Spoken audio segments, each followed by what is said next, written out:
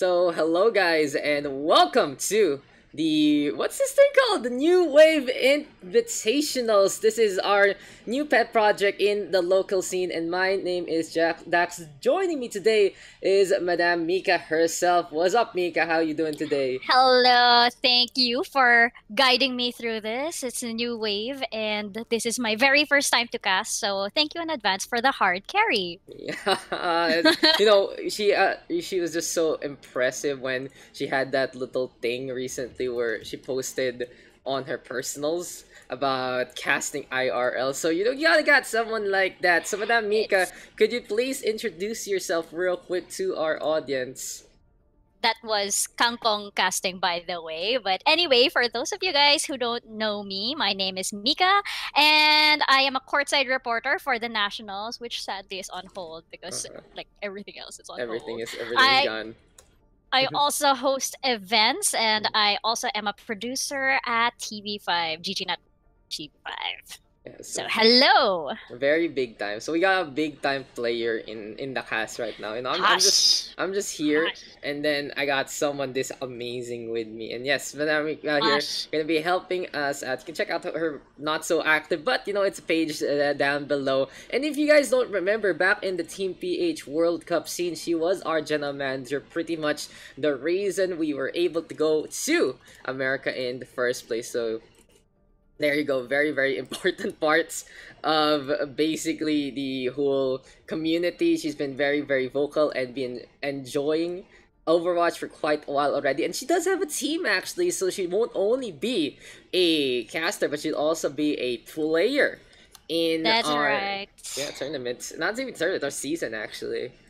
Yes, but stop building me up because you know how much I suck. No, no, no, you're great, you're great. We'll be getting our lobby set up real quick. Our two teams today gonna be Wamen Nagi versus Memecord. So, quick little intro about these two teams. They are basically the young guns of the scene. They do have a few players numbering into just like one or two of them that have dipped into Master GM range, but they have not really been active too much. They are more on the diamond side right now. And at the same time, we're trying to give them a way to really look for opportunities here on Overwatch. They weren't able to join during the World Cup due to the age restriction, and they are very excited for a setup like this. Right now in the New Wave Invitationals, we do have 3 teams announced, and we are looking for a few more. We do have many of them actually coming our way, just setting on up and getting ready to finalize their roster. So you'll be seeing some very, very new faces besides those 3 after probably today or tomorrow. In the meantime though, before we take a quick little break as we get our players into the lobby, let's just check out the rule set real quick here for the New Wave Invitationals. So this is a PH only event that will be for teams that are an average of diamond and under in terms of SR. It doesn't matter if you do have a master player or 2 in your roster.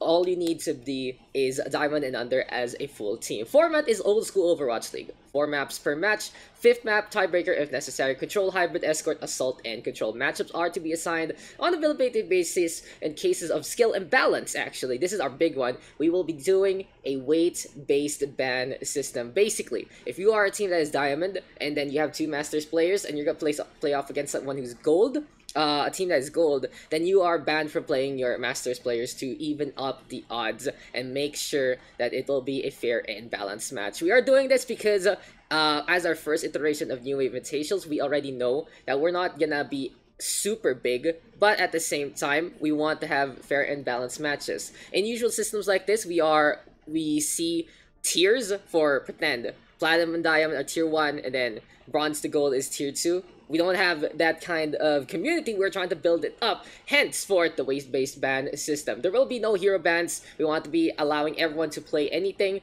for this incarnation. Maybe in the future, we might actually consider doing hero bans based on our own stats. And our estimated length of the season is going to be a month or 2 with a tournament based on seeding at the end of the season. So, Mika here actually was able to test run alongside the rest of her team the initial incarnation last week. What do you think about that? What do you think about your experience then?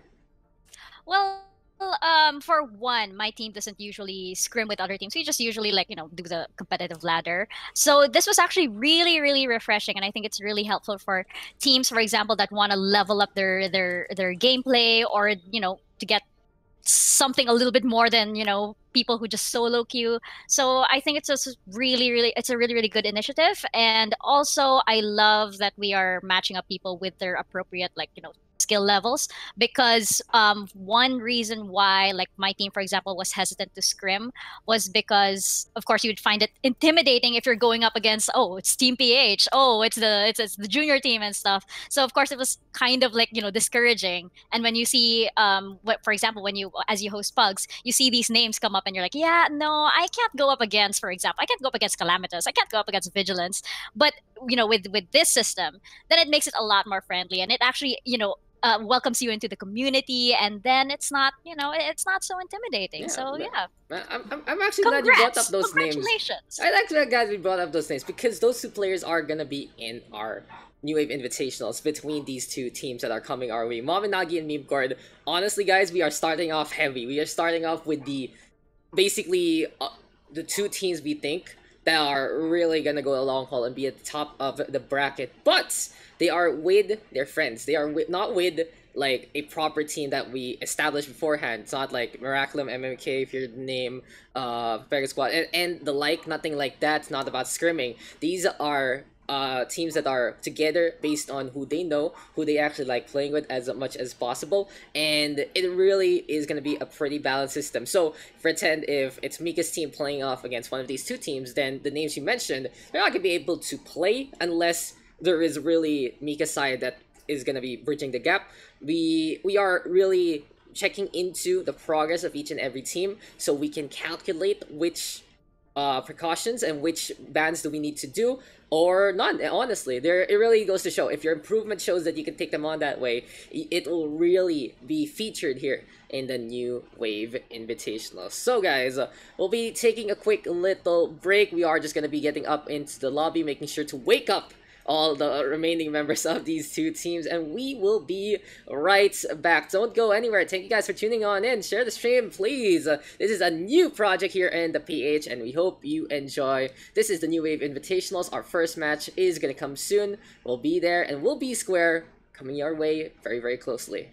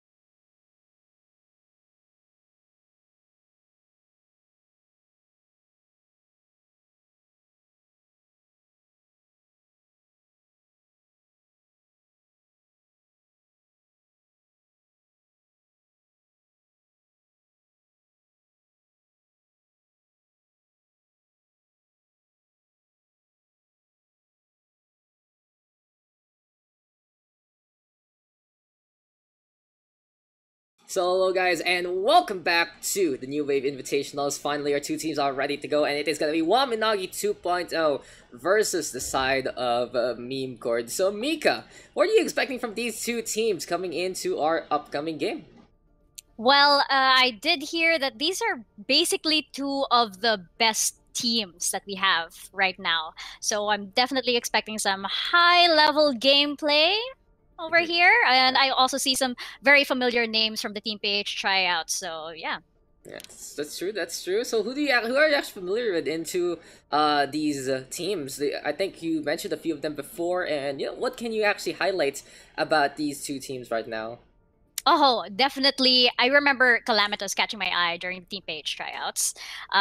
He was definitely one of the most impressive players there, but I think he was too young to join the team, right? He was definitely one of the juniors. Vigilance, yes, because I know from Pugs, as long as I pocket Vigilance, I'm fine. That is basically what happens. And Timora, of course, like when he tested out the scrim last week. Was that last week? I think so. That was last week. It was last week. Yeah. Okay, days are blending into each other. Anyway, and yes, Timora definitely harassed our team like crazy with her wrecking ball. So yeah, I'm probably expecting maybe Vigilance to go and support this time, because like last time I know they were mixing it up.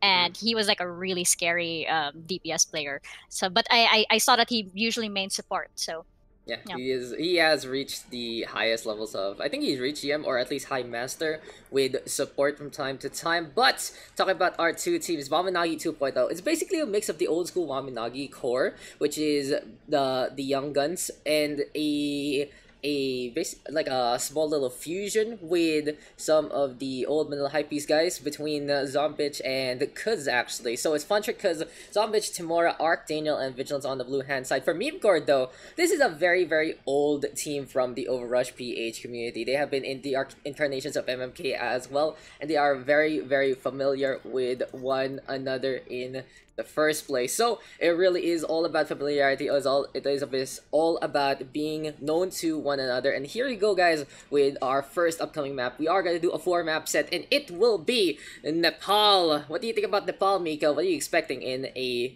in a control map like this? Because it'd be very interesting with the 3 different map types in place. Well, yeah, definitely starting off with control. It's basically, I mean, like, like we always say, it comes down to skill when it's control, because I mean there's only one objective: just get on the point and cap it.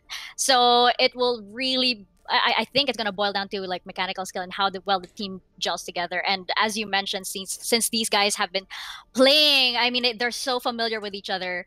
I don't know. I guess maybe they'll be able to read each other a lot more. I mean, these two teams also are like, I am sure, have like mixed it up and jump teams as well. They're so familiar with each other's skills at this point. So yeah, I don't know. We're getting into it. Looks like we're getting into it, so ladies and gentlemen, and here we go. So guys, just a quick little FYI, we also have a scoreboard in place because we are going to be collecting stats for these players, making sure that they can really track their progress, and it will be a post report for them to work on, and hopefully we can build into it into the future. Let's get it on, let's get it done into map number 1, Nepal.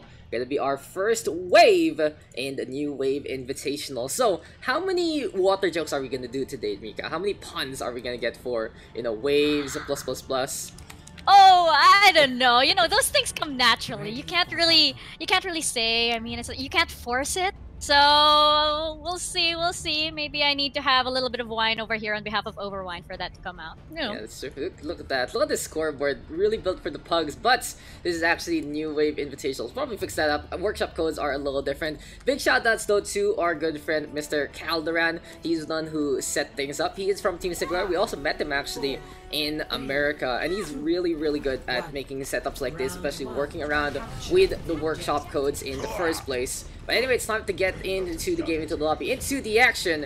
And here and now, it is going to be 2-2-2 action. No hero bans whatsoever. We want to be able to really show off what these guys can play in the first place. And it's Saito and Calamitous on the side of Memecord, playing the Genji and the Reaper. Dive composition here from Narco and Kashi though. Interesting enough, it's a Lucio and a Mercy. What do you think here from Memecord? How will they actually win out these fights?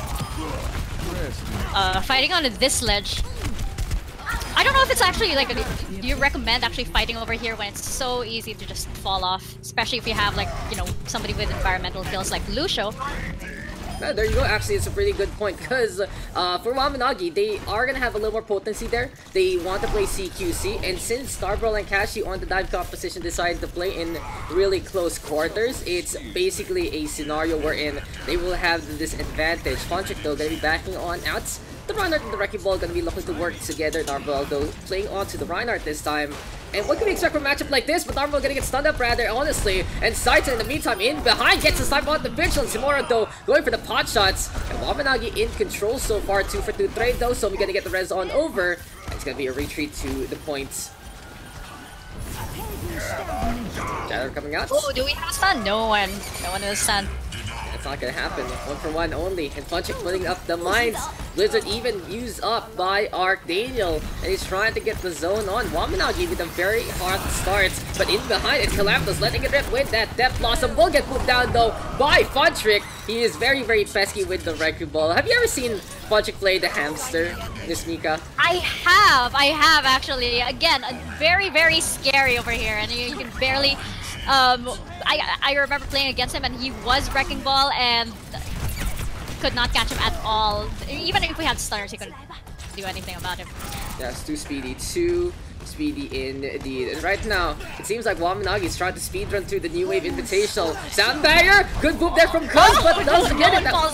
That was so close. Here comes the Ice Wall though from Archdaniel, gonna be cutting off the sightlines. And Timora gets the dead eye onto flashbang onto Calamitous, but he will get the kill. And it seems like Memecord gonna try to force things out with that Dragon Blade. Looking for a cut, gets rid of Zombitch. And in the meantime, the only one left gonna be Archdaniel. The red hand side, looking for the flip. Cuz though gets a boop. But overall, objective, gonna move on over to Memecord's side. Good job to Memecord there. But they still have a long way to go. I mean, they're already at 94%, so we'll see how they can recover if they can hold it for that long. Yeah, that's true. And what do you think, how can Wamen Nagi get this point back quickly, Mika? They do have Coalescence, and we've seen that Big Beam actually make a difference from time to time. That's true, and they also have a Shatter coming in as well, and their tank ultimate's coming up, so we'll see if that will be able to, they'll be able to zone and clear the point. Yeah, but Zombitch has that Shatter, as you said. The Reinhardt Barbarval trying to go for the brawl. Here comes Funtrick though. Pile Driver with the mines, but 2 frags on the board from Memecord. They're winning out the front line fight.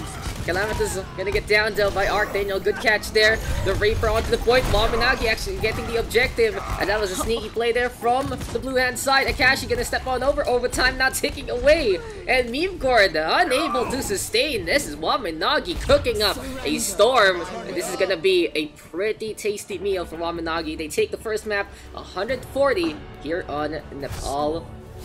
Checked him. Right. Yes, so, sir. Daks, why do you think that worked better for Wamen Nagi than it did for Memecord? It really just went to the fact that for Wamen Nagi, they were able to win out that initial clash, and on control, usually you have the momentum there. You're able to defend in such a good way, and Funtrick really utilizing the map as much as possible with the fact that it's Wrecking Ball, so pesky, forcing environmentals. Both sides actually, Cuz actually doing the same, really being as annoying as possible. So for Wamen Nagi playing into the map very, very well. In the meantime, Memecord kind of with a very weak start. They found a way to actually get some kills, but overall, for Memecord, I think they'll do a lot better here on Village.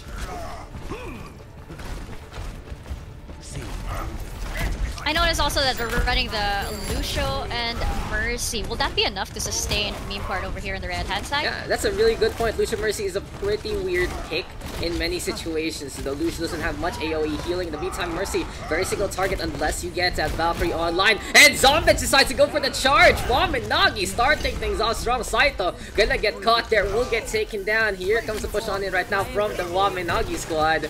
And these kids are really looking hot.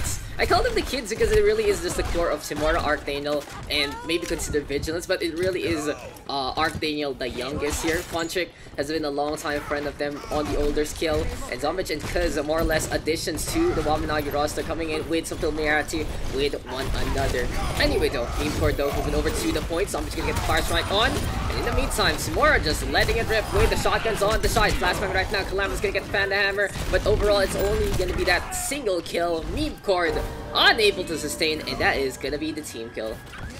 That's right. Saito was over there on the other side, and he didn't really have any backup on him, so it was really easy for Vigilance to pick him off, and I'm not really sure why he didn't go with the rest of the team. Maybe he was trying to get a few frags in there. Didn't work out, though. Yeah, a little bit of an off angle, not working out there for Saito, but in the meantime, he moves over to Junkrat instead. It's good to see these guys actually picking some pocket picks, some familiar picks in between in this game. It's been a while since we've seen these names, honestly, in the Overwatch community. They used to be longtime players of Pugs. They did move on to different games, but right now, Zombage is going to make them move on to a different grave as he goes for the Shatter on Timura. Funtrick getting on the board. Archdale, even with the Riptire, looking to get in behind Calamtus and Saito with the reset already, and that's another team kill here for the Wamen Nagi squad.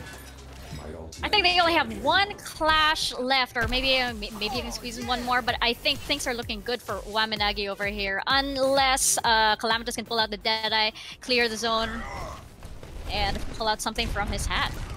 Yeah, pretty much. It really is going to be that Deadeye making a big difference. But Funtrick decides to go for the action drop down. 2-for-1 trade so far. Sound barrier right here, right now. Memecord trying to sustain in this scenario, but Marlborough looking to stay on. He gets his barrier shattered. Good tomorrow with the push on in. Looking completely imposing. And Wamen Nagi 2.0 looking to be an upgrade against the Memecord squad. And they will take our first map win in the New Wave Invitationals.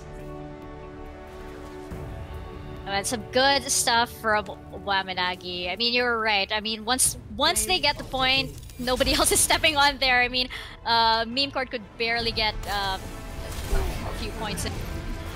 But it's still our first map. They still got time.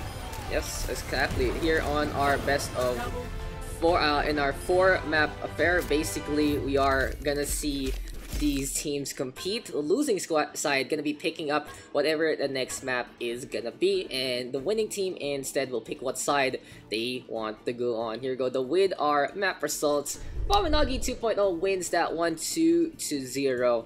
Mika, what do you think about that first game? What really keys the kingdom there for Wamen Nagi to take that victory? I don't know, I think, I mean, like you told me this before, but Lucio is incredibly crucial on control maps because you have to be able to get to the point the fastest so that you can set up and really guard it there. So I think that's what they did, but then again, Memecord also had Lucio on their side, so I'm just not sure why they weren't able to secure that point earlier than Wamen Nagi. Yeah, I think it really was the fact that the support line just doesn't have that intrinsic synergy. I think it would be a lot better if they either played the Mercy with something like the Ana or the Zenyatta or maybe even the Baptiste compared to running that Lucio Mercy. It's really awkward. Lucio pairs well with some burst healing or at least ways to kill the opposition early. That's why you see the Lucio Zen, the Lucio Mora, the Lucio Ana to basically allow the team to do whatever they want with that speed boost. So guys, this is actually Mika's first time casting Overwatch, and how does it feel to cast this game? Yeah, like... Definitely different. I mean, of course, when you're playing the game, I mean, I still do play the game every night, but when you're playing the game, you're only really focused on yourself. And then now, as you can see, like, you know, all the 12 players, you can see stuff that you don't usually see when you're, you know, just playing. I mean, like, you can see who's trying to flank, why that didn't work out, why dropping this ult worked, and, you know, the one a while ago didn't. So it's really, I think, useful if I want, because I personally want to up my gameplay. So this is definitely a learning experience, and thank you, Daks, for giving me this opportunity. Oh, I'm wow. so touched. Yo, why don't we flip things up and give you a different opportunity? You want to do play? You want to do play? I think you can do play, honestly. Really? Knowing your skill gosh. as a courtside reporter and a producer and all of that, and being a host where you even play dress up and make people happy. You can do it. I know you can do it. I don't want to give you a princess cast over here. Give me a princess cast. There you go. But yeah, I would love to actually see what you can do on the play-by-play side. And if you don't feel comfortable, you can always say, like, you know, toss it back to me. I got you back.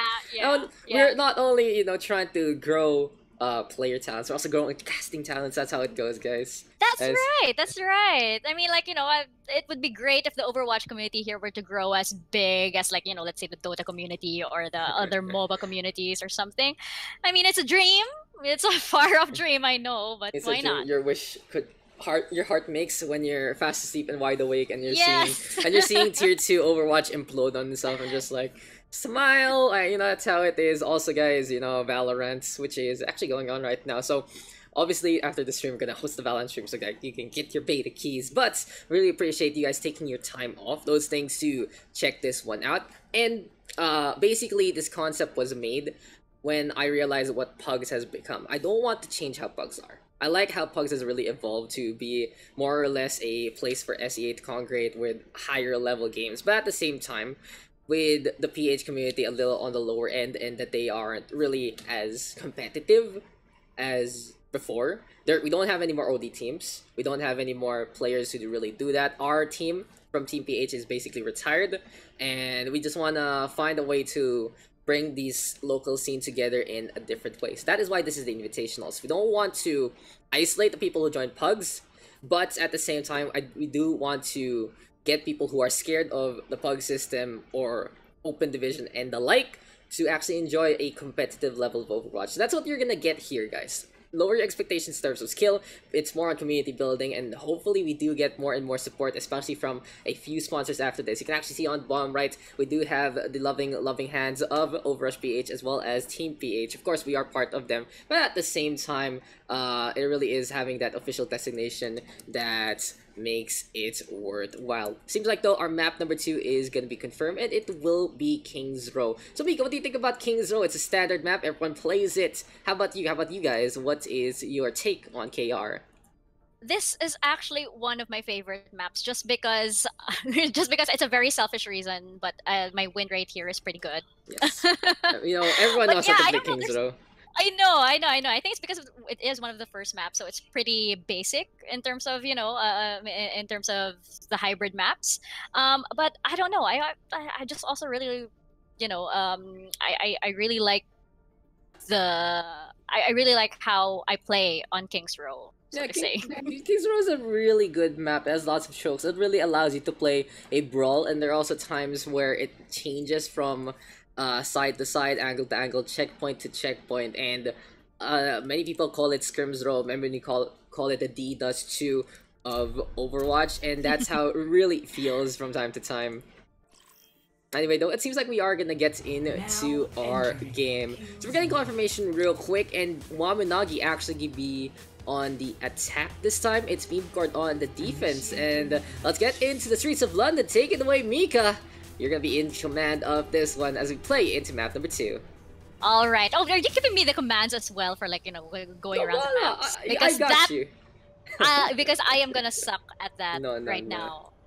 Like, here, flying through the streets of King's Row. By the way, I love this map also because, like, London has been one of the places that I've been wanting to visit. But yeah, that is just personal information. I'm just blabbing. So, okay. right now, actually, Dax, I wanted to ask you: do you recommend the Mei on attack here on King's Row? Okay. In this day and age, if you don't play the Mei, you are throwing. That's the truth about it. Mei is an extremely top tier pick in so many situations. Does Mei Reaper still hold? Oh, yes, it does. The top 4 picks right now of DPS are Mei, McCree, Hanzo, and Reaper. And Mei is just such a potent character to begin with due to the fact that it really hampers the Reinhardt in so many situations. Since Reinhardt Diva is more of the standard, yet again playing CQC like that, you get bothered. But a quick little FYI, guys, if you guys haven't patched your Overwatch, there was a latest patch. And look at that, 120 ammo only on that endothermic blaster. It also means that the right click is only 10 ammo, but the spray and pray action not gonna work as much anymore. So it is gonna be a low mutant. We'll see how the Mei is gonna fit into a setup like this. And here go Mika, we're getting into that first clash. That is right, and the Mei Reaper is coming out from the side of Wamen Nagi over here. The IF did not work over here, and they're being pushed all the way to the other side. It looks like Wamen Nagi is actually securing the point. So we have the Reinhardt flanking and the Mei on point as well. All of them are on point right now, and I guess that is it for the side of Memecord. Is it? Yes.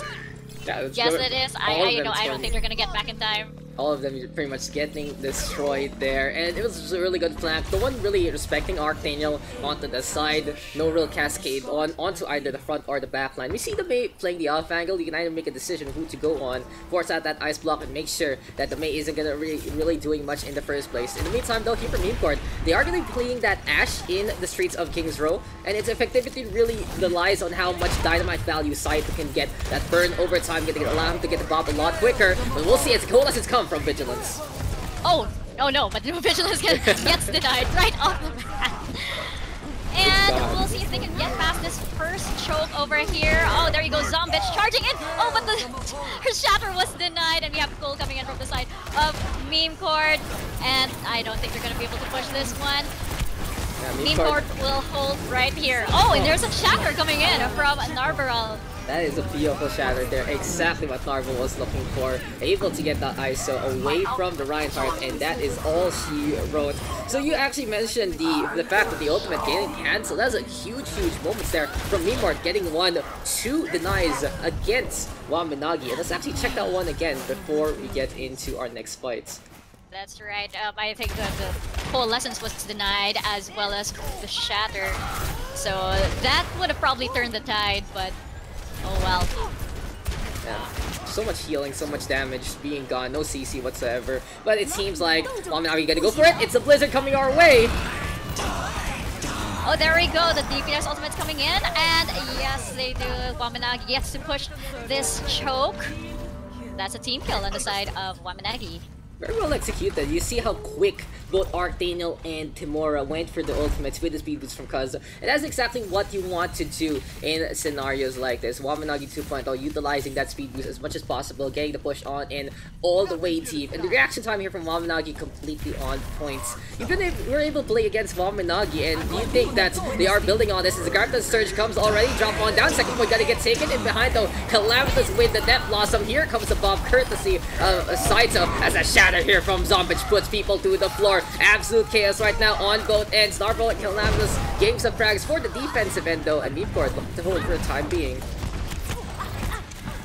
That's right. They were able to sustain that first push though because they had immense healing coming in. I saw the coal coming in and the Ana grenade too, so it's like no damage being dealt at all. Exactly, and I was asking you a question about Wamen Nagi, like how do you feel as they are gonna go for the Sound Barrier push? How's it gonna go, Mika? I have a feeling that, you know what, maybe if they play their cards right, they have two ultimates coming in. They have the Blossom and Blizzard 2, which are two very powerful ultimates. If they can get a team kill, then they might be able to push this all the way. But right now, I think Funtrick is doing good, just staying on the payload over there while everybody clears all the way to the other side. So maybe if they win this. You gotta put someone on the payload, that's for sure. It's all about the objective, and you know, hopefully it works out for them. Anyway, though, here comes the push yet again. Coalesces right now. Tomorrow with Death Blossom onto the left-hand slide. And Wamen Nagi wiping the floor out of Memecord. Seems like no jokes here. Wamen Nagi looking to just be the stars of the show. And the red team... There we go. Tomorrow's Death Blossom seems to have done the trick. And then with the follow-up coalescence from Vigilance, I guess that team kill was just well-placed. Exactly. So those fights, just a lot of counterplay from Memecord, but overall it just wasn't enough. There were times they were able to actually shut down those ultimates, but in the end, it didn't really pan on out as well.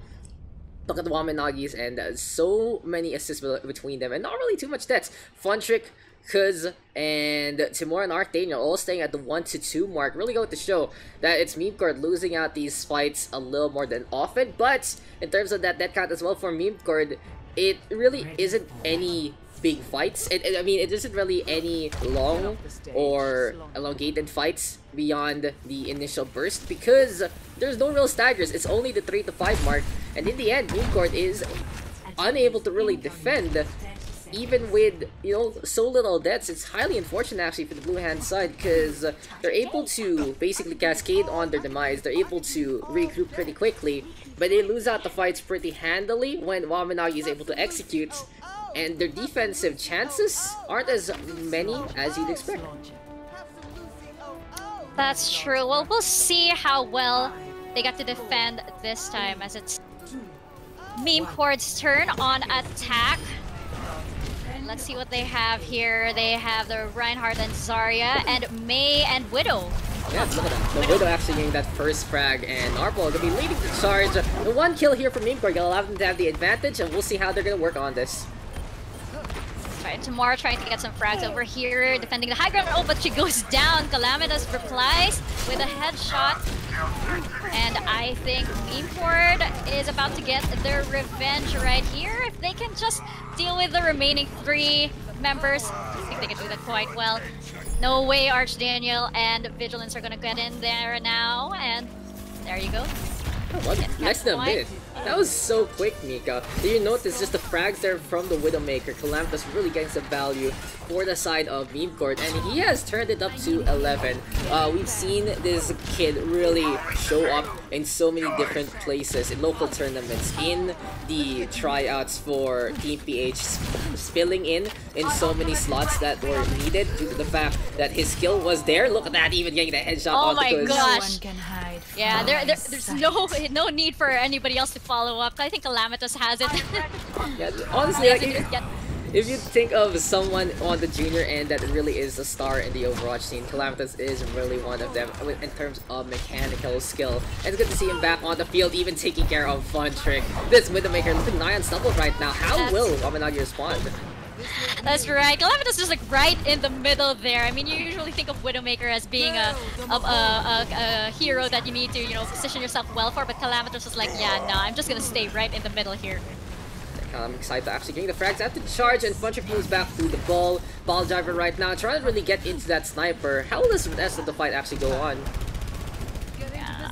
Well, Funtrick is definitely trying to stall, and we have Vigilance here also trying to tempt the distraction in the back, and then we have Kuz over there just trying to speed his way through the payload, but oh my gosh, this grab and this shatter is coming in, and I think that's going to be a team kill, and they are going to cap the second point. Yeah, wow, you just saw that desperate stall coming in from the red hand side, but I guess that wasn't gonna work. Yeah, Funtrick trying his luck. Oh no, he's gonna get the strike, and goodbye Akashi. That's actually a pretty big pickoff because the Zaryas will have no energy coming on now. The Memecord down already a member, but Calamitous will get one back, taking care of Vigilance. Not much healing right now for the defensive end. Oh, and now we have Zombitch switching over to Winston. We're gonna see if that'll work. I mean, I guess like Winston can like jump in the payload a lot more efficiently, but I think the blue hand side is just dealing with this way too easily. Yeah, it's really looking good for them. Funtrick though, gonna get charged by an Arbol. In the meantime, in behind, it's Mora trying to get to sustain, getting some damage on, but Somi will get that kill. It's a game of souls right now for Memecord. They're playing far forward, while Nagi responding though with the ice wall. Side over here, trying to 1v1 Zombitch over here. It's Mei versus the monkey. We'll see who works. Oh, well, now Lucius on the back up. And little Zombitch over here just desperately trying to stop the payload. Timora follows in, but I don't think it's going to do anything. There are too little from the red hand side coming in, and now, of course, Calamitous is on the Tracer. Another good character from him as well. Around. I don't know. This is gonna be really tough for the red hand side. They're gonna have to play the board really well. Oh, Saito gets booped off. That might just be the first chance that the red hand side will get. Yeah, this is looking pretty good for them. Here comes Starbrawl though, going for that charge. Funtrick again, still going around. And in the PHC, we have seen one unstoppable trick from the years in the bugs, from the years since Wrecking Ball came out, is if you encircle the objective, no one knows how to deal with you. And Funtrick is able to capitalize on that little trick. I'll tell you, Mika, in the bugs back in the heyday of PHness, you put Dodge versus Funtrick on Lijiang Tower Gardens, and the map would not end for like 5 minutes. And I would cast all of that all throughout. Just they go around and around. You just need 2 wrecking balls going around and around each other.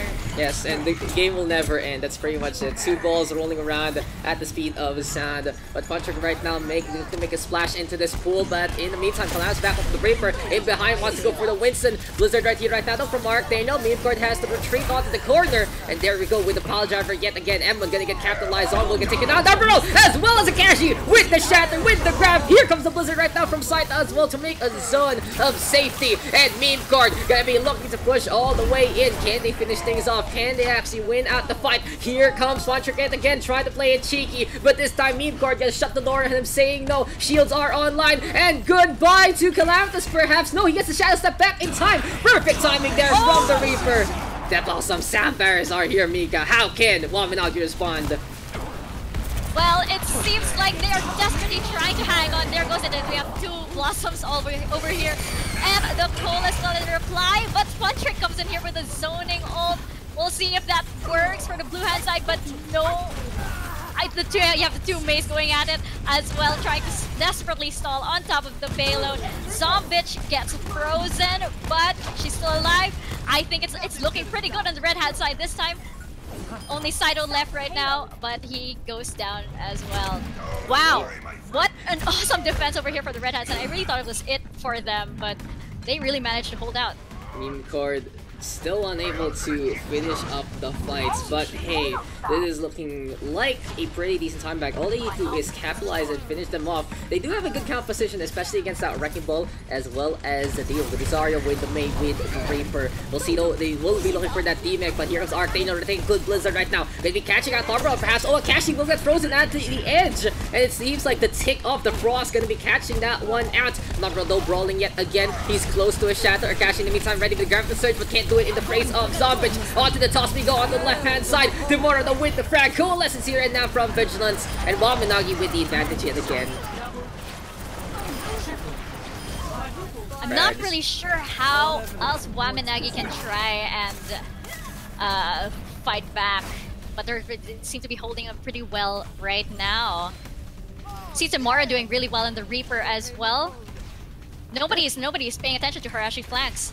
10k damage on Timoro's end versus Calamitous with 11k actually, so it really goes to show the rivalry, the big DPS matchup here for Memecord and Wamen really capitalizing and really showing up in today's form. But the fight isn't over yet. Maybe 1-2 fights. Self-destruct though in behind. Coalesce is gonna be there as well.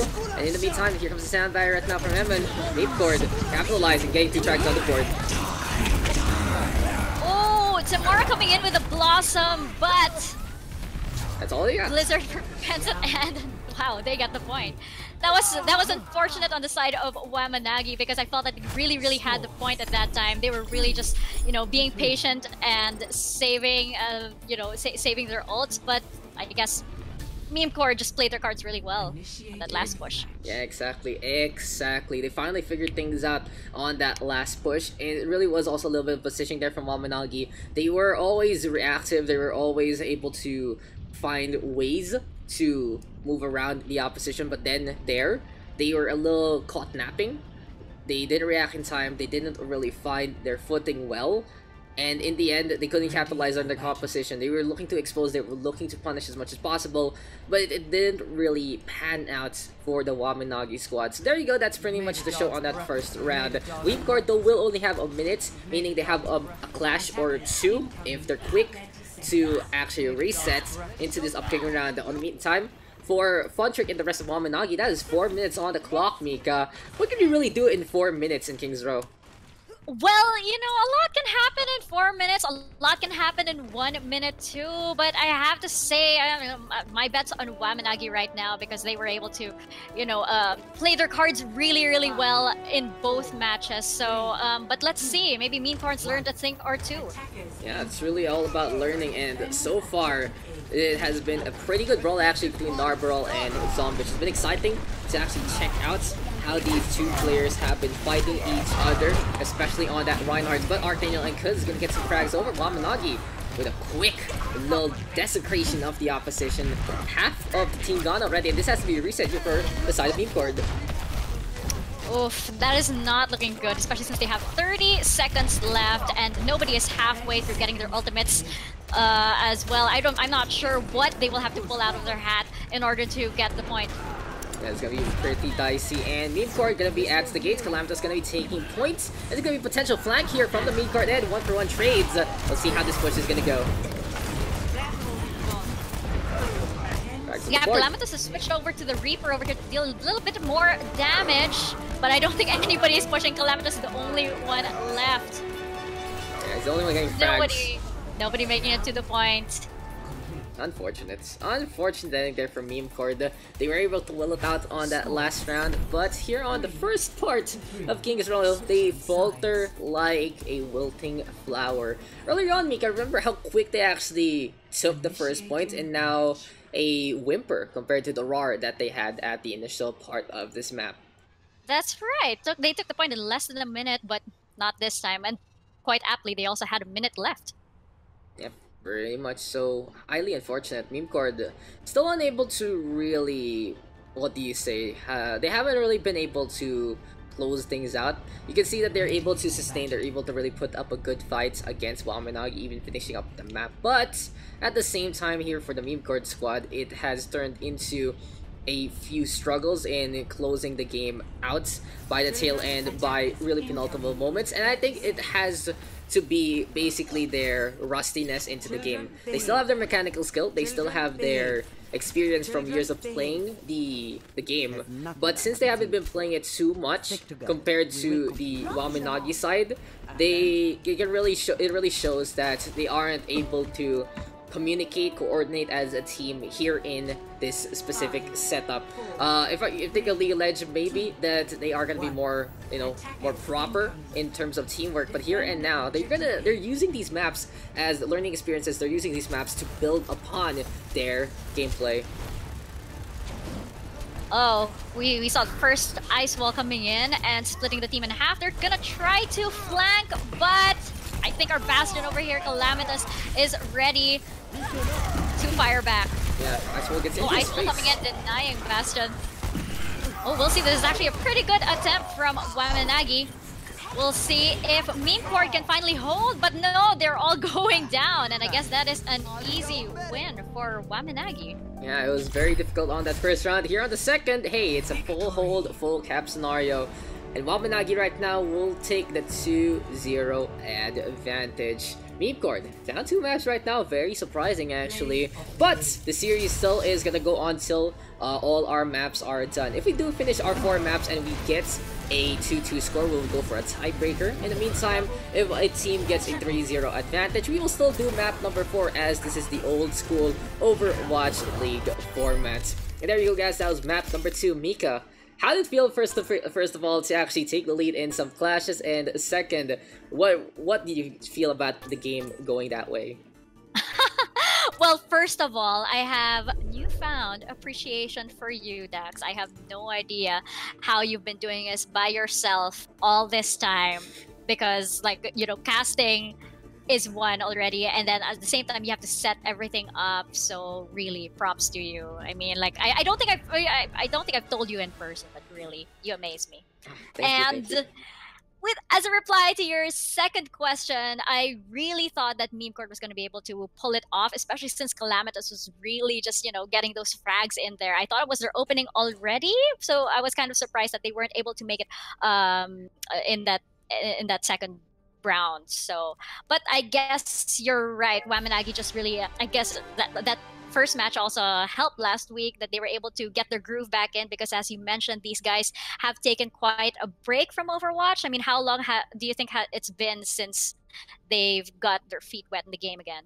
I'd say for the core of Memecord right now, I've seen Calamitous and Somi play from time to time, Kakashi as well, but Narborough, Saita, and Eman, I remember correctly, they just recently reinstalled Overwatch for probably this. Uninstall, a complete uninstall. Yeah, it's something, and it's fun because they were looking just for a reason to play Overwatch again together, nothing really serious, and that's why they were pretty much one of our first invitees. In the meantime though, here's our map results so far. 4-3 victory there from Wamen, but that second round looking like an absolute wash. Nepal even taken by the Wamen squad, and they are up 2-0. So we are getting confirmation of our third map, and I think that is going to be Route 66. So Mika, what do you think about this upcoming map pick? What can you say about the map with the diner? Okay, not one of my favorite maps at all, actually, because this map, I believe, is really, really friendly towards snipers, which, as a support main, I hate. But of course, it is. I think it is home for Widow players and Ashe players also as well. Hit scans, because positioning here is really, really easy. I mean, you have all these nice high spots to get to. So I probably think Calamitous is gonna pull out the Widow again. I mean, he was successful. I mean, Memecord didn't win on King's Row, but Calamitous was really successful on that Widow, so he's probably gonna bring it out again in Route 66. Yeah, I think so too. And hey, do you remember back in BlizzCon the shirts? The shirts for Route 66. We went to Route 66. Can tell the story It's real a really quick. comfy shirt. Yeah, It's a tell the comfy story. shirt. Tell the story about the diner. Like, what was it all about? Oh yeah, so they actually had a panorama diner at BlizzCon where we could get pins and free Coke, and they had food at one point, but I didn't get there because I was in line for Overwatch 2. I'm not sure if you got. Did Billy get the hot dogs? I'm not sure. He probably But got all the food. yeah, they had caps as well. So they were just giving away all these freebies. You know, that you had this little postcard, and you could present that postcard, and you get all of those things. And we just kind of hung out there because it was also a nice spot to watch the Worlds. I think I hung out there when I watched the Worlds because I wasn't able to. When it was US versus Korea, I wasn't able to go inside, so I was just there watching from the screen. Yeah, and okay, so we are gonna be getting into map number 3 shortly. Seems like Wamen Nagi gonna be on the attack. And yeah, it's like Route 66. I remember staying there watching the announcement on 4 for the game. Oh It was yes, pretty cool. the Yeah. famous BlizzCon opening Yeah. ceremony. Yeah, pretty much. So yeah, we were there. We got some shirts. I got a shirt initially, then I got another shirt because they were just giving out in a box. And yeah, it seems like we are gonna get into King's Road rather, Route 66. I still remember King's Road. It's like when you say a map, it's always King's Row, King's Row, King's Row, King's Row. Like it's a fault, King's Row. Like, Oh no, a bit of justice for Route 66. It's not that unforgettable. It is also one of the OG maps. OG. That's right. Pretty OG. That's for sure. It's like it's pretty interesting that King's Row is dull. King's. I said it again. Not getting over it. No, I'm not over it. Everything is King's Row. Everything is King's Row, guys. And yeah, we're just waiting on for Memecord right now to get ready. Seems like I'm missing. Like I was looking around my images for the maps, and like holy crap, the one I'm missing is this map. I don't have Route 66 as a thing. So Why? yeah, Why? I don't know. Is it so forgettable? Listen, I think so, cause look, I'll even show you. I'll show you guys my blunder in prod, but it makes it fun. I don't have a map. I don't have an image for Route 66. I realized I was looking around. Wait, is that my folders complete? And then I get every single map before I made prod. It's like no, I don't have Route 66. So there is a picture of the payload instead, so you can enjoy the icon. And there you go, guys. That is gonna be our upcoming map. So Mika's gonna have to take the lead while I quickly edit an image like that. That's how you do it, guys. That's how you do it. But we are gonna get into all jesting. We are gonna be focusing onto the action. We are gonna get into Route 66, and it's time for map number 3 out of 4. Are you ready, Mika? I'm pretty excited to see what's gonna be going on to this upcoming map. Well, like I mentioned, I probably predict that we're gonna see a lot of snipers, we're gonna see a lot of hit scans over here because Route 66 is a haven for all of these guys who can get up into these high places and position themselves and get a few free shots over here. So, what do we have over here on the side of Wamen Nagi?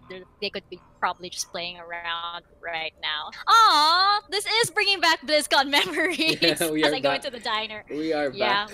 we are back to that. That shirt, by the way, is one of my favorite shirts because it's actually really comfy. Aside Yeah, from it being like I've a BlizzCon shirt. I have like 2 of them actually. I have 2 of them, and really, I don't have. I'm like looking at all my folders. All my maps are complete except Route 66. What are the Matt odds? Mercer is disappointed. What Matt are Mercer's the disappointed. freaking odds that is the map I'm actually missing? But hey, it is what it is, and we are gonna be getting into the map very, very shortly. In the meantime, let's. Oh, there you go. Oh, by the way, guys, look at that. So in between, I was able to fix up the text. New Wave Invitationals gonna be onto the screen right now, and in the meantime, Oh, here for the hey. defense. Double Deadlock Gang actually seems like Memecord will be playing a little bit of Oh, cosplay yes. here on Route 66. That's right. And on the side of Wamen Nagi, we have Funtrick once again on the favorite Wrecking Ball, and Kuz on Diana, Zombich on Reinhardt, Timora on the Genji, Archdaniel on Mei, and Vigilance on the Mercy. Yeah, so it seems like it's a very comfortable pick here for Wamen Nagi. They are going to play that Wrecking Ball yet again to be pesky. Shout out to me, of course, having a signed copy of the cap and everything, or the shirt, or whatever, any of the merch there. But in the meantime, Emma going to be fending them off. So it's a Batista and Mercy right now between Emma and Somi. I like this a lot better. But Funtrick looking to just destroy their formation. And Zombis decides to go for that charge. Calamity in the meantime, going to get I feel it all up. But Funtrick is just so pesky, Mika. How can they respond in a scenario like this? That's right, Funtrick just seems to be hell-bent on one thing, and that's like causing chaos, because like right on the start of the map, he just dove right in and placed himself right in the middle of Memecord, and he was like, hey guys, what's up? Yeah, I want to be here. I'm going to set up here, and this is my time to shine. Anyway, though, Calamitous right now. A very quick Deadeye, 1 minute in, and Timora unable to get the deflect in time. Trying to climb on the way, and this is the Calamitous show that we're seeing. 2 frags on the board from the McCree. And it seems like, since Echo is coming out, the McCree trying to go for a proper train robbery here, and now with some frags. But Funtrick in the meantime, Pesky again gets a boop onto Narborough. Oh, that's right, the Reinhardt goes flying, but this Reinhardt goes charging in, does not get a Kashi. In the meantime, Somi goes in for that res. A little risky over there, but seems to have paid off as Timora over here is harassing that Kashi over here. And Calamitous goes down as well, so that just leaves Narborough over here desperately trying to stay alive, and Saito goes down. So yeah. Memecord losing out. It's only a matter of time before Narborough goes down. Yeah, Memecord is losing out, and Wamen Nagi should be able to get a proper push. Seems like Narborough was actually forced to use the Earth Shatter early on, not really too sure why, looking for a save perhaps into the backline. But in the end, it really is this Funtrick Wrecking Ball that they need to put a stop to. Now, they have the McCree shirt, but they also have the Ash that isn't really going to do much against the ball. How will they actually respond? Genji is going to be into the field as well. Cloud's trying to go for the Deadeye. It's not going to pan out. And I feel like in a scenario like this, they're going to need the Sombra, they're going to need the Mei, they're going to need something like that to really put a stop to the hamster rolling around. That's right. They need some kind of control over here. Otherwise, Funtrick is just gonna literally roll over them. And wow, Zombie is just going in for the shatter, and they are eliminating once again Memecord. The payload hasn't even moved from the start of the second point. Yeah, it's really just that tunnel, you know, you gotta wait for that tunnel to open. It's like a toll gate, and you can just like, okay, I'm just gonna kill everyone on the other side. That's pretty much how it goes. Speaking about toll though, seems like Saito is close to the Bob. In the meantime, Calamitous gonna be looking to get on away with the right form, trying to sustain, trying to survive, and Memecord right now. He'll be going to that high ground with the Reaper in place yet again. No brawling against Zombich, but Timora now gonna let it rip. It's time for the Hero Blade. Blizzard gonna be there as well, but Calamitous is being his own show. He's showing on up with those shotguns, getting kills left, right, and center, and everyone close to the Reaper gonna die before he goes out in a blaze of glory. Good job to Memecord over there. Wait, everybody seems to have whipped out whatever they had at that point. We saw Bob come in, we saw Blizzard as well, and I think there was a barrier that came in. I think so. There was just a bunch, honestly. They used whatever they had on a fight like that, and in the meantime they still will have 3 ultimates ready to go, so they should have a good cycle in terms of that economy, making sure that they will have some factors into these upcoming fights. In the meantime, Mites and Nana Boost, we'll see how Kuz is actually playing out, and Arcane actually with the snipe on the side, so here comes the Grappling Surge though. Narco right now trying to get the stun on over again, 1-for-1 trade so far, but seems like the potency of these ultimates here from Memecord not as well as it should. In the end though, it will be enough to fend them off. The Coalescence turning the tides in favor of the blue hand side. Oh, what is going on over here? Why do you think Wamen Nagi cannot push despite Funtrick coming in and causing all of that chaos, and Timora as well coming in with the flank? They can't really seem to wipe out Memecord. I think it's really due to the fact that they didn't really wait on their proper win condition. They used the blade pretty early on, as here comes that blossom on the top from Calamitous, just tearing everyone apart. Memecord will only lose the Reaper as the casualty there, but back to my point. Funtrick over here just sneakily trying to push the payload, to inch the payload just a little bit closer, but he was ratted out by Saito. Yeah, that's what Funtrick can do as well, to make sure the payload doesn't really lose progress. Back to my point. If only Kuz and Tomorrow earlier on did wait out for the Nano Blade. Could have been a lot better. Instead of holding it into a fight, there's no real targets beside the Reinhardt. Speaking of the Reinhardt, though, Zombich getting the Shatter on. In the meantime, Narval brawling yet again. The Reinhardt swinging away with their hammers, bulking everyone in their sights. It's like whack-a-mole, but someone's gonna die from Blood Force trauma. And in the end, Wamen Nagi 2.0 clearing a path to that second point. That's right. Funtrick over here, I just enjoy watching him just because he is just like really getting in the face of Memecord over there and just really pulling out all of the sneaky little tricks that a Wrecking Ball with his speed can do. Very pesky. He's a very pesky boy, that's for sure, and it really goes to show what Funtrick can do in a scenario like this. Seems like though the Bill is gonna be looking to enter. Shatter is available here now for Narval. Colas is gonna be coming online. Oh no, Somi will get pinned. Zombich is an absolute magnet. You can say that he is a chick magnet. You can say he is a hero magnet. But in the end, it's Narval getting a Shatter in behind Tomorrow right now with the Death Blossom. Both sides using some big ultimates, but it's medieval warfare. And in the end, the red hand side of Wamen Nagi shall be able to win out and push that payload. Oh, that was complete chaos over there, and I feel like Tamora just really had the patience to wait until everybody was distracted, dropped in with that Blossom, and eliminated, I think, 3 from the Memecord side. Yeah, it was just so quick with the Q, but it is what it is now. They won't have to deal with the Death Blossom. Instead, the flanking Reaper gonna be important. Bob though tossed on over in behind. Artheo right now tossing over that Blizzard as well. And right now, Wamen Nagi giving Memecord a taste of their own medicine. Earlier on, you were mentioning that Memecord having the advantage, having the momentum. This time, Wamen Nagi swinging that pendulum to their side, and it seems like they are poised to take a third map over. But Calamitous now with the Death Blossom, unable to get enough lifesteal. Wamen Nagi taking down that Reaper. And here we have Archdaniel just coming in and just really guarding the door. Tomorrow trying to look for another opening, possibly going in for another Death Blossom once she gets it. Oh, there we go for Shatter, and complete to the wall. You have a Reinhardt just lying down on the ice wall over there. Tamara going in the back, and the grab coming in as well, trapping Archdaniel.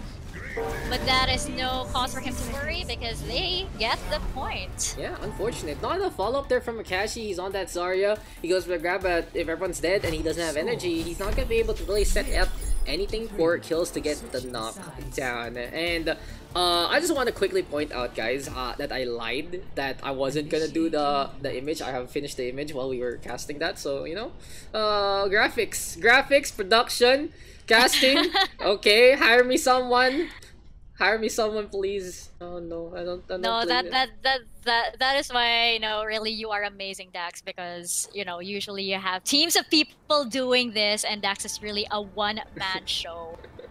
But then I guess I just don't do proper games. Hey, you know, whatever. We're doing Overwatch, and here we are.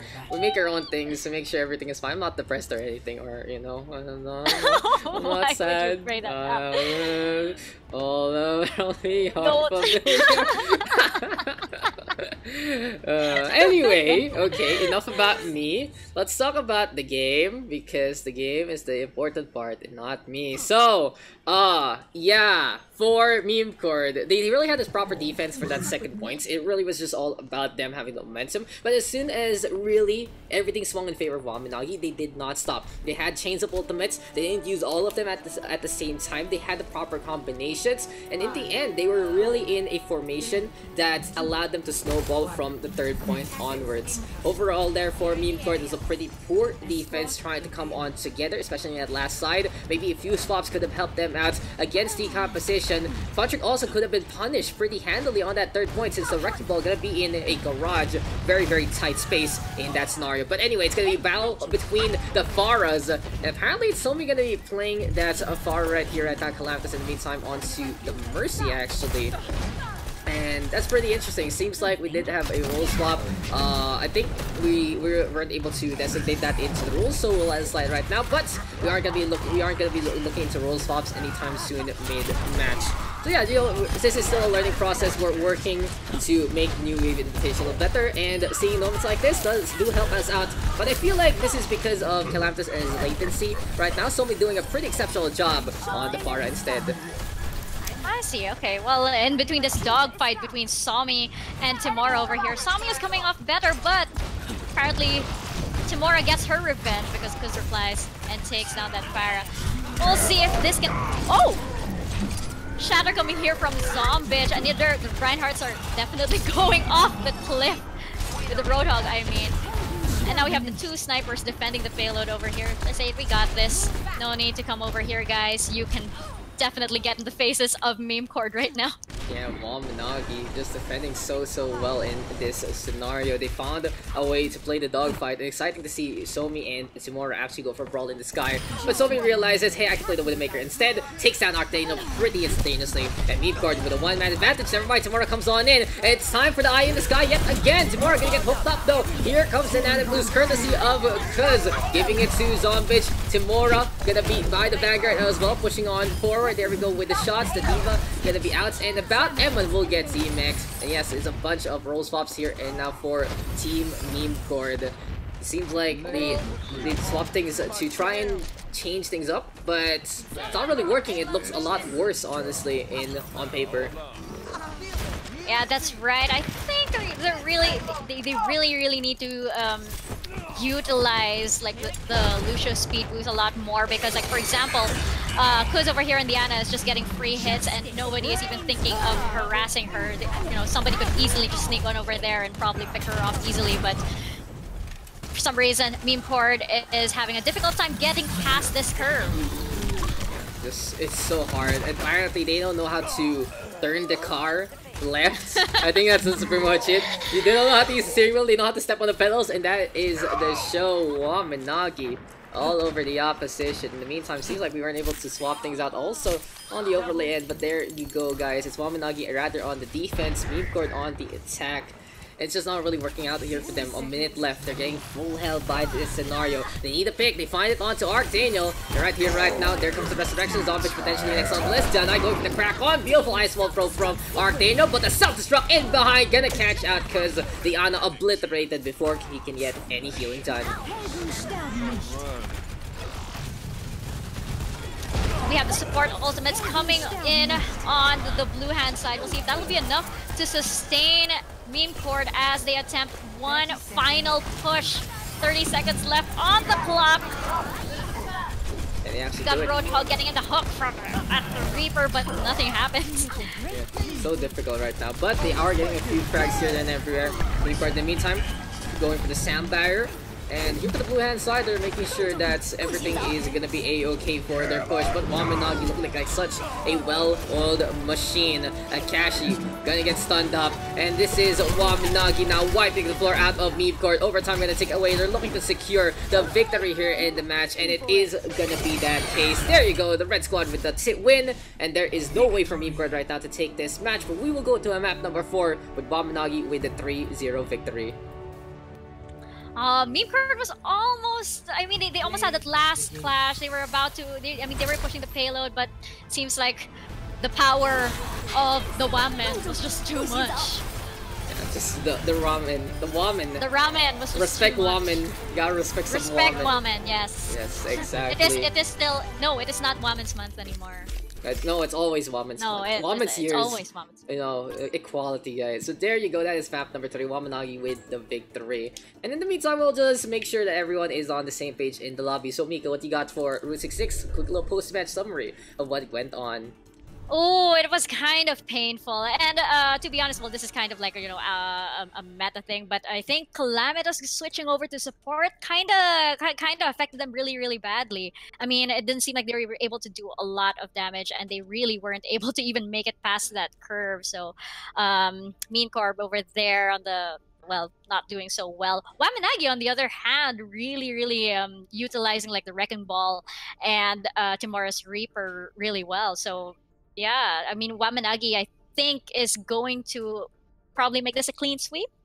Yeah, maybe. Like, to, you know, they might be able to, it's going to be a little difficult to CP. What do you think? Assault going to be next? Mika, how will they actually take those victories?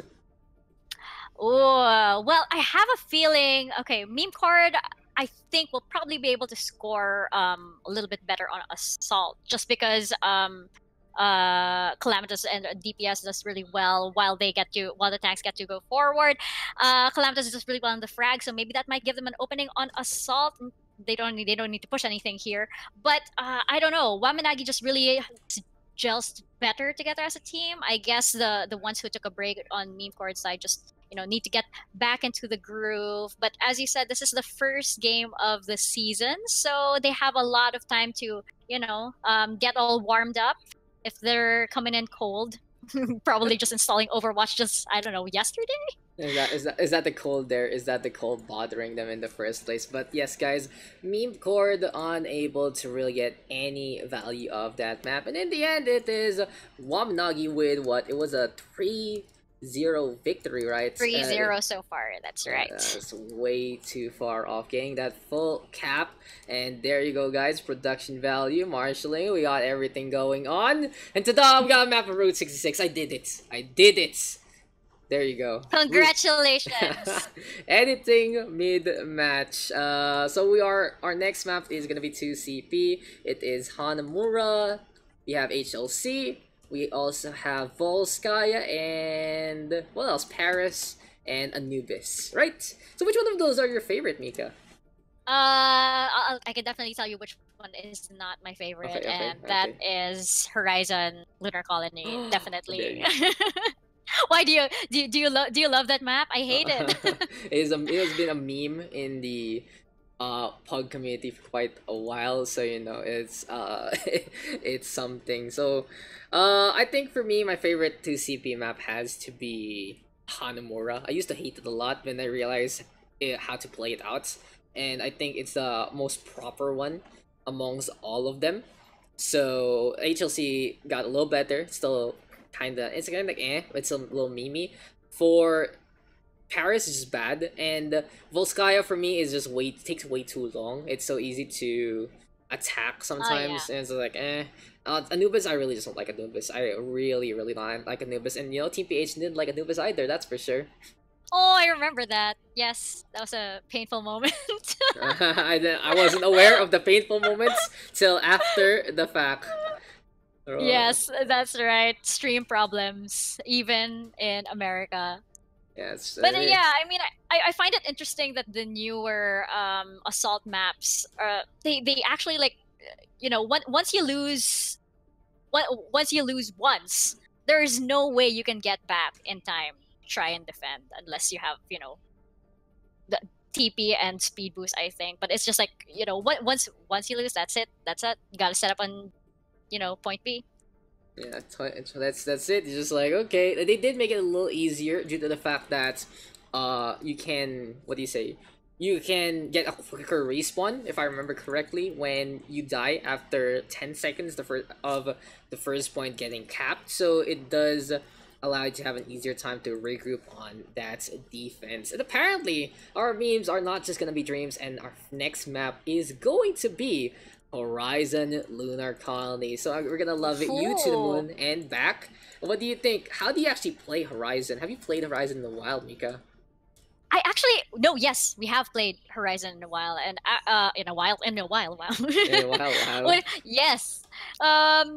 You know what? Symmetra's really popular here, just because especially on point A, just turrets everywhere in unsurprising places, and maybe we're gonna see that coming out from Memecord or Wamen. Bastion as well on defense side. So yeah, that's actually why I hate it, because I do not like Sim. I do not like Bastion. You don't like that those antics. Yes, and I don't know. I just feel like Horizon is just so prone to cheese. Oh yeah, I don't know for if it's sure. Just me. It's for sure, because that first point as the opening, that's why the Symmetra, Bastion, all those shenanigans work. How it's formed up. It does a lot then, because coming in from spawn to cascade into like an hourglass, just one entrance point basically. You just keep an eye out of that, and on the defensive, you just look down, the Bastion just tears everyone apart. In the meantime, for the side of the attack, you get in position, you put a shield in front, teleport now, and whoever's defending the high ground, they have to reposition, and they're not gonna have a proper time looking into the point. So tit for tat, a little weird. We can see Torbjorn also. We can see Sniper is actually really good sight lines. The Wrecking Ball and the Winston can be potent. It really is their home ground in that case, but it really just is about utilizing the ramps, utilizing the walls that are pretty close to hook or to jump on to allow them to get to higher ground. Right now, though, Wamen gonna be on the attack yet again, and here is our final map pull of the night. Horizon Lunar currently gonna be our last one. We aren't gonna get a tiebreaker as Wamen has shown up in full force and looking to dominate the new wave Invitationals. In the meantime, Memecord trying to just shake off that ring rust, and hopefully they can take a map back to give them a little confidence moving into the future. It has been fun between Nepal, King Zone, and Route 66. And so far, Mika, which has been your favorite map to, broadcast? I actually, I really did have fun on King's Row. I think just because that match was just so frustrating, especially on the side of Memecord, because there were so many moments where they almost had it, but it just wasn't enough to take down all of that lovely hot ramen. Yes. I miss ramen. You miss ramen. I badly do. just make some install noodles there, and let's go into map number 4. It's gonna be finally time to get to the moon, and we are gonna be flying into the skies, looking into the tides, and Horizon Lunar Colony gonna be our final map of the night. Welcome, ladies and gentlemen, to our inaugural New Wave Invitational match. Thank you guys for coming on in and tuning on in. It has been a great time in the PH local scene, and let's move into the game. So, Daks, what do you think we're going to be seeing over here as with Memecord's very last attempt to try and take down Wamen? Well, for Memecord, gotta be honest, they're the ones who should be familiar with this map, just being brought along by Redux and his antics. But in the meantime, since the Wamen squad have been playing this map also from the Pugs back then, they should also have a little familiarity in that instance. So overall though, I feel like because Memecord has been dragged along a little more, they will have more experience onto the map, and they are potentially going to be playing that Torbjorn and the Bash of the Calamity might actually swap things out to the Widowmaker instead, and it's the McCree actually to provide the mid-range. The Torbjorn here on site though is a pick that even works out on the Overwatch League. So basically, this allots you a scenario where you're providing cover, providing fire off angle for free. A 7v6 in that regard, and it's very potent, especially against Sombra and Tracer, because usually as soon as the Sombra or the Tracer show up and the Torbjorn turret is so far away, it really allows the shots to connect for free and prevents the hack, prevents the Tracer from really committing. And Memecord right now playing close, but the Winston right here right now from Zombich will get cascaded on, and that is an instant execution from the Memecord squad.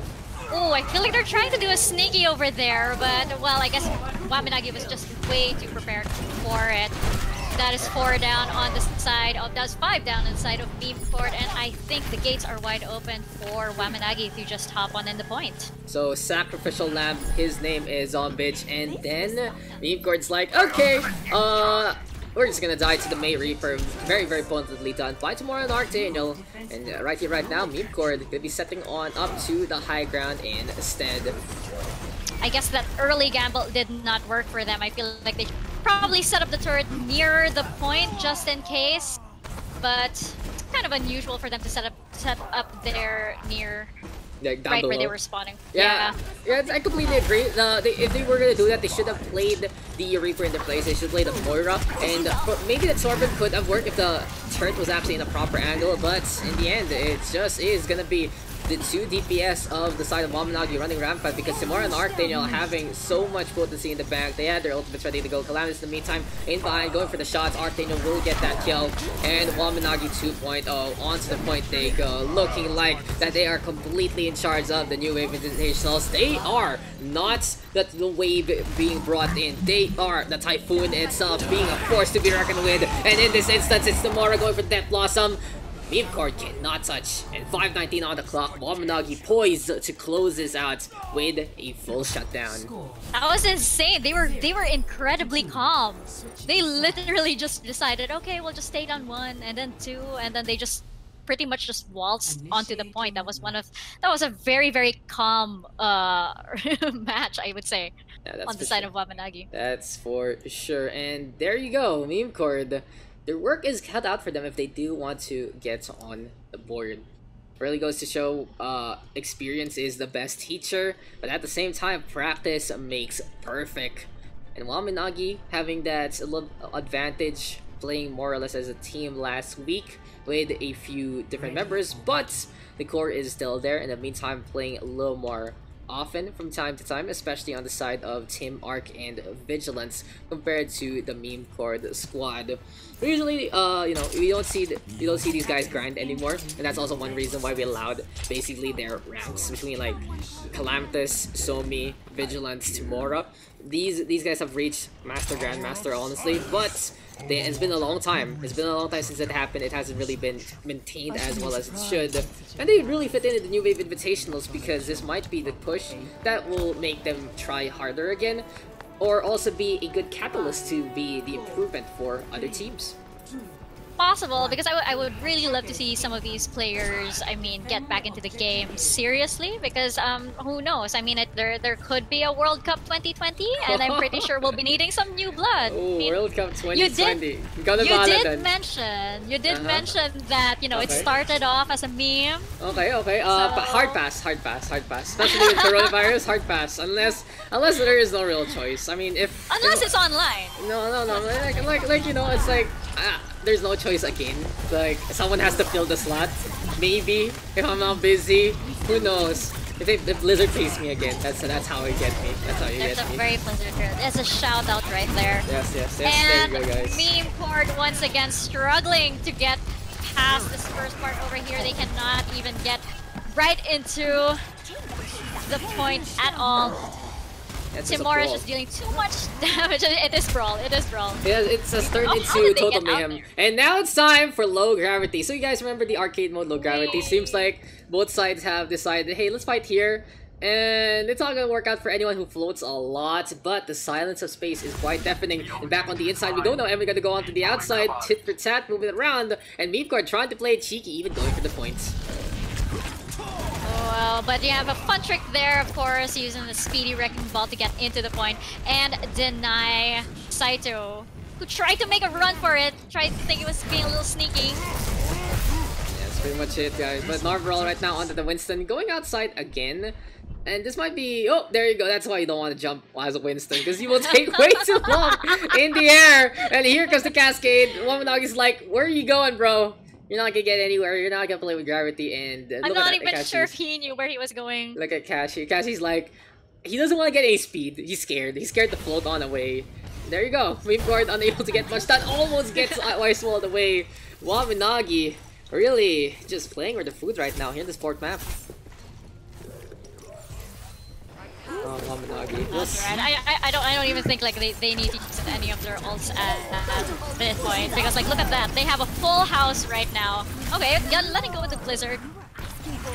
Archdaniel does get the kill there on to Eamon. He's using that Blizzard. Only gonna get one, but Wamen right now moving to the point, making sure that they will be able to hold on to that objective. And right here, right now, Tim is getting frags on the board. The Genji trying to get on the way. Saito gonna get smashed down. And Wamen right now has really impressed me. They are back in form pretty quickly. They are back in form at getting the damage done.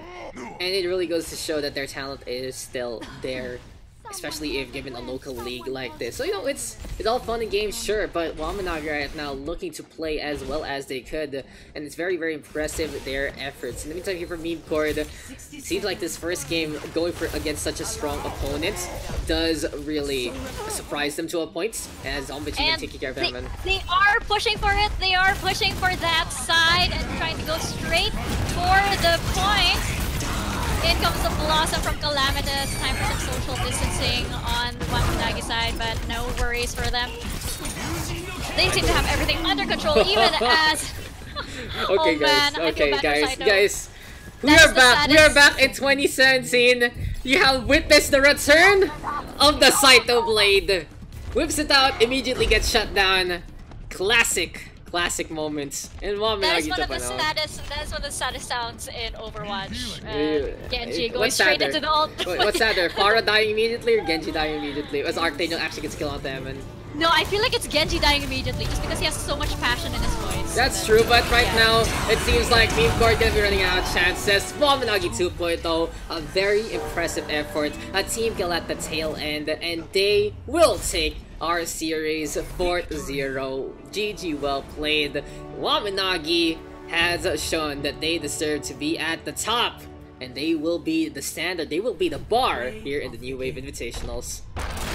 Yeah, what a way to set that bar, by the way. I mean, that was pretty much a clean sweep, and I'm really not sure what Memecord was trying to push for in this map. They really seem to want to fly Yeah, today. medals. Look at Um, that. Look at 75 kill participation onto Timora and Wamanagi 2.0. Completely unstoppable, that's for sure. They are back. They haven't played the game in a while, but they are back in form. And well played there to the Wamanagi squad. What do you think about that HLC map? Who you really gotta give it to in basically this whole match? I don't know. You know what? I do have to like special mention who was on the Winston? Zombich. Zombich was on the win. No, on meme court side. Oh, for this is Narbarl. Yeah. He was really going for that the anti-grav side. So yeah, I'm not sure what was drawing him there, but I really gotta hand it to him just for like really sticking to his guns and saying no, we're gonna go this way, we're gonna fly. So We're playing Gravity. special mention there, but I am amazed by Timora's damage. I mean, she really I like this level of Mhm. Reaper gameplay is the kind that I don't encounter at my skill level with this amount of patience and just blossom at the right moment. So Timora definitely one of my favorites tonight. Yeah, and Wamanagi 2.0, they just win it out so handily. They did demo things out against your team, and now they really impress against basically one of the touted favorites, potentially the Invitationals, showing that, hey, we're the ones at the top of the ladder, so we won't be really seeing them a while as we get more of the other teams going, because we have been able to feature them for quite a bit already. But kudos to the Wamanagi squad, and right now, we're trying to figure out who we can actually interview real quick. Looks like we're gonna be dragging along Mr. Funchick for the ride. We'll be right back, guys. We'll just set things up very quickly, and don't go away. A quick little post sesh here in the first match of the new Wave Invitationals.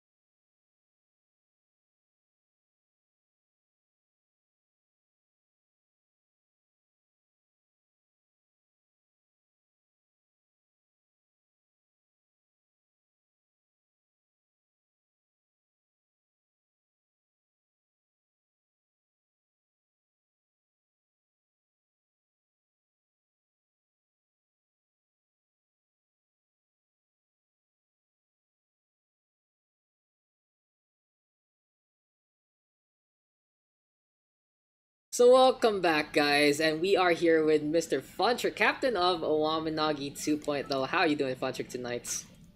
I'm doing fine, a bit nervous, but Uh, I think I'll Hello. be Is he okay. there? yeah, he's there. He's there. Hello. You can hear him. He's talking, and he apparently nervous, but really, really impressive with his pocket pick, the wrecking ball. So, Funtrick, what do you think about that match? Pretty talented, honestly. Some of the younger squads here in the New Wave Invitationals, and some of the highest ranked, honestly. How do you feel taking on the Memecord team? I didn't really expect that we were going to, what do you call this?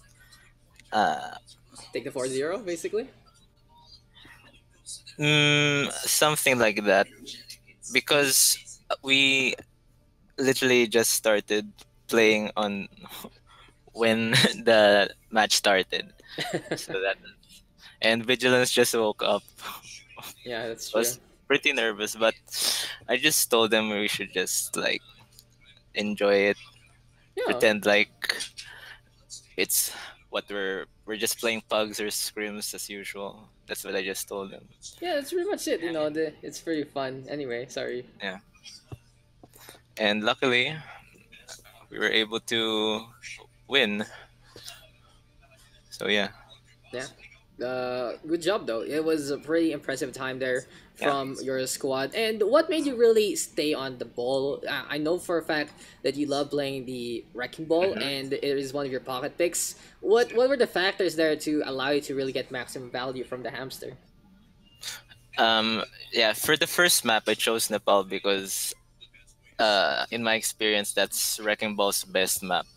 In, in among all the maps in Overwatch, Nepal's the best map for ball in my opinion. And for the other maps, we sort of like did a front and back scheme. So Zombich was on the Rhine so that they can protect from the front.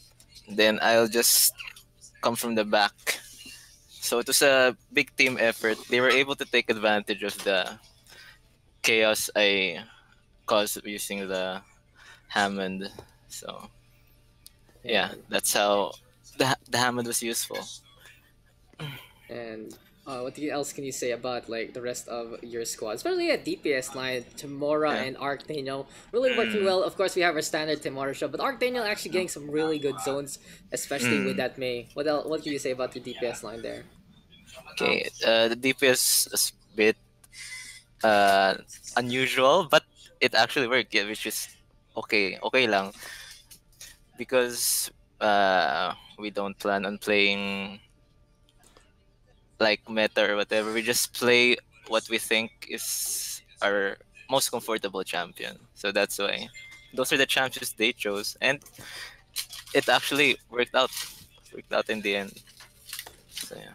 Yeah. And what else? What else can we say about that match? How do you feel about joining the New Wave Invitationals? What do you think about our whole setup right now? Oh, it makes me happy that there's something like this for the PH scene, because there could always be like, what is it?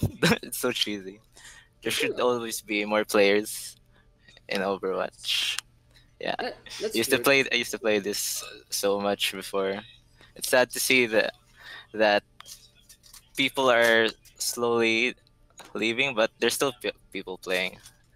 So it's nice to see that there's something like this. Yeah, I think that's how exactly why we built this Yeah, because we know there are yeah. people playing, but of course our usual avenues are a little different now, are a little too much, and this is a better way to bring them together to cater Yeah. really to our audience. And like like Mika and Menko here and her squad, they find ways to actually be able to play with one Mm. another in a setup like this. So Mika, especially as an interview and a team captain, what could you ask to Funtrick, especially on like the whole setup?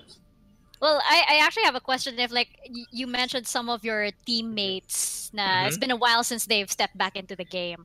What adjustments do they have to make? I mean, like what is super new for them that they didn't have the time to catch on, and how are you guys adjusting to that? I guess the new heroes, like, for what's his name, Sigma. None of Mm. us know how to play Sigma, so we just have to adjust our team composition based on that. So we just go with the basic basic comps. I remember. I think you guys use Sigma against us, but Oh, yeah, oh, oh my. yeah. No, but you guys were just playing around. It's Ah, okay. okay. There you go. So, it has been an absolute pleasure to actually have a fun trick on our panel. What else can you say before we end things up about like your potentially your excitement or your feelings to the future of the New Wave Invitationals, and anyone you wanna shout out or say hi to while on stream? Okay. I'd like to shout out to Shireen. Okay. Um, aside from that, I'm looking forward to the following weeks regarding this invitationals. I'm excited to like play Overwatch again. This gives me like a motivation to play Overwatch again. So Yeah, and that's yeah, exactly what we want. That's exactly what Hey, we that's want. nice to hear. Hey, it's we find ways, guys. We find ways. We're not a bank, but we will find your ways to make you play this game, and just keep it in our side. Thank you to Mr. Funtricker coming on in for an interview. It has been an absolute pleasure. And right now, guys, we are just gonna be looking to wind things down. In the end, though, quick little recap yet again of our results, and that is the Wamen squad taking that 4-0 victory. Very well impressive, especially on Nepal, Route 66, and HLC. Kings Road, though, really Memecord able to show that they still have it in them, especially with their initial experience. But in the end, Wamanagi able to turn it around and take those victories. So Mika, what do you think? How was casting tonight? Okay, casting was definitely fun, but once again, newfound respect for casters. I have no idea how some casters can just walk into the studio totally unprepared and suddenly just have all of this information coming out. It's definitely an experience, and thank you, Dax, for giving me this chance to flex this new muscle, because Yeah. they say in this period of quarantine, learn something new. So this is my something new aside from learning League of Legends. Oh, League of Legends! Wow, everyone getting on Yes. the League of Legends game. But guys, I know. what else are we getting on? Valorant. So after this stream, I'm gonna host like the official Twitch rivals, so you guys can get your keys. Also, hopefully, we'll see. We'll see if that will happen. It's gonna be an exciting time. But we're not gonna give up on Overwatch though. Overwatch is still our game in our hearts, and it's something we really have enjoyed for the past few years. We feel here in the Team PH Overwatch PH community, and basically on my end, that this is the best way to go about things rather than having standard tournaments, rather than having like just tossing money at things the Blizzard way. It's better to go at the community, go to the people that we know, go to the people that know us, and make sure to give them a proper setup, a proper place to play in, a proper place to learn from, and then we can really whip it out. So in the end of the invitational season, we are hoping that we can get for accumulation tournament, of course, to really round up what everyone has learned, has played for, and it'll be a good way to give back to the community. Alongside this, we are going to be providing stats for our players. They will be a stat sheet, just like the pug stat sheet in a more refined way. That's why we have the stat scoreboard online. This will help our statisticians to actually get the information that they need to add on and allow players to track their progress. And I can't wait actually. So Mika's on the casting side right now. Hopefully we'll see her on the player end soon. And hey, Mika. Would you Yes, papayag ka yes. ba? Papayag ka ba if we're like we bother you during the game? Courtside reporter? Oh my In gosh! game? Why would you do that? That's how. Why That's would you how. do that? Like mid match, okay. So pre-game. So let's go, guys. Let's go to the Overwine side. So Mika, how's it going here? What can we say? Courtside reporter. we have it's not just courtside, it's an in-game No, reporter. we'll just drag you. It's like you're trying to give a strat. Like, no, you're staying here. What's going on, Mika? What's gonna happen now? Why would you do this to me, Dax? Why? Because you are Why? an absolute talent. See, caster, host, courtside reporter, player. I think we can make Mika do it all. So you guys are interested on that. Hopefully, when we see Overwine again, we'll be looking to set things up for our hopefully our Thursday match. Again, we do things on availability, so our schedule's gonna be more or less flexible, but our default times for our week are probably going to be Tuesday and Thursday, 8 p.m. Or, we'll see. It really depends on what the players are going to be okay with. Because we're not trying to impose them then, we're not trying to make them fit our time. Because this is more on the casual end. It really is just for fun. We're having fun. We're having a really good time. And hopefully you guys can enjoy your stay here too. If you do have a stack, especially a 6-1, feel free to contact us. There are still some slots available as the other teams are still pending. We'll be checking you guys out and making sure that you do fit our criteria, being of course from the PH and in the SR ranking. We want to keep things fun, fair, and more or less inclined to the nature and skill level of our community. We're not going to pretend that we are of the other countries. We are gonna be who we are and enjoy our time. But then, that is the end of our initial broadcast and your inaugural New Wave Invitationals. Mika, before we go, you got anything to say about everything that went on tonight? Yes, well, first things first, thank you again, Dax, for giving me this opportunity. I mean, this is definitely a skill I would like to develop as well as the New Wave Invitationals also takes off. I mean, I am part of the New Wave Invitationals because this is a new skill for me and I am a new caster. So thank you so much for letting me catch the wave. And also, I do have to give a shout out. I know there are a lot of gamers out there that are watching. Goliath Concepts is holding an auction for the benefit of the UP Medical Foundation and our frontliners, as well as some employees that were displaced by the community quarantine. So tomorrow, I think, is the first leg of their auction. They will be putting up some pretty awesome stuff for auction, so you guys can bid. I mean, I hear some a PC might probably be in there as well. Definitely some gaming gear too. So like some. If you need a new mouse, where are you gonna get a new mouse this community quarantine? You can head on over to Goliath then and bid. And of course, it's all for charity. It is all for the benefit of our frontliners. So yes, that's tomorrow. I actually need the new computer. I think Yes. Maybe now, I can auction there. wait, there is a insider information. There is a laptop. I know. I heard it's a Lenovo. Yeah. No, it's not. Okay, low-key, since we're saying it on stream, it's not insider information. It has been advertised. Okay, so we're not exposing anything. Okay. No, I'm saving you, Mika. I'm making sure you're not dropping the things you're not supposed to be dropping on stream. But yeah, it's one of the things. I would actually check that out, guys. Please don't let me have it. My computer's dying. Let me have it, please. Please. That's true. For the sake of the New Wave Invitationals, because if Dax's me. computer goes down, okay, naman. We'll find the ways, that's for sure. And anyway, guys, there you go, Madam Mika. It's been an absolute pleasure. You can check out her page, Lavariel, there down below. I don't think she uses too much, but I don't. I don't know. What do you use now on socials? What do you use socially now? It's just your name. That's basically the only public profile I have. She's no joke, guys. My page is dead. Yeah. But if you guys do want to support her, just check out her content when it shows up, like the Nationals or at GG Network. Those are things you should follow if you want to see what Mika Fabula is up to, or you can hire her for an event IRL once the quarantine gets lifted. In the meantime, for me, you know where to find me here. Daxcast down below. You can check out my Twitter, Dax Rosales, if you're inclined on that. And shoutouts, of course, to our community sponsors. We got Overrush PH and Team PH World Cup. If the World Cup 2020 is gonna happen, at least the setup has been springboarded through here. Whatever. Who knows? I'm really non-committal about that. That's for sure. This is not for me to do that again. You can never can tell. You can never can tell. Not do that again. Stressful time. Tiring. Who knows? It took months of my life. Okay, it was fun. It was fun. In the end, it was fun. My favorite part was the milk tea place. That's for sure.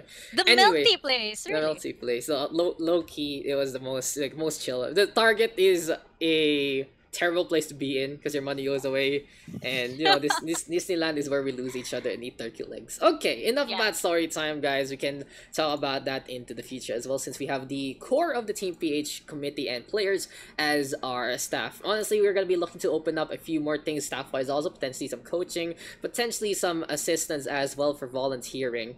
And if you guys do want to get on board, you know where to find us here or on the Facebook and my Facebook that we share the post a bunch. It has been a great time, and we hope that you enjoyed your ride of the wave. we'll be able to catch the wave very, very soon. We'll be announcing, of course, on our social once that's gonna be happening. Till then, this has been the New Wave Invitationals. Have a good time, guys. Life is a beach, so just enjoy it. And thank you guys for tuning on in. Thank you guys for coming. Have a good night. Good night.